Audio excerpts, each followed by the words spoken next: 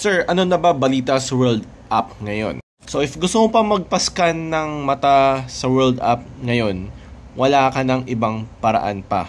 Wala na kasi nagsarado na yung mga offices, yung mga appointments nyo. Wala na yan kasi blinak na ng NPC yung World App dito sa Pilipinas. So bakit blinak ng NPC?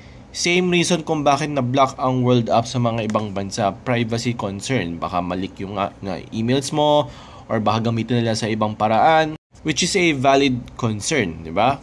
Pero syempre, majority dito sa mga nagpapascan ng iris ay mas mahalaga yung pera na makukuha nila sa unang bayaran, sa monthly na bayaran, at yung mga pwedeng pagkakitaan na apps sa loob ng World App. So ayun, if meron kang balak magpascan ng iris, hindi mo na magagawa yun sa Pilipinas, kailangan maghanap sa ibang bansa kung saan pwede pa sila magpascan ng mata. At kung ikaw naman ay nakapagtapos na magpascan ng iris, wala ka nang kailangan iba pang problemahin pa dito kahit na-block na sila dito.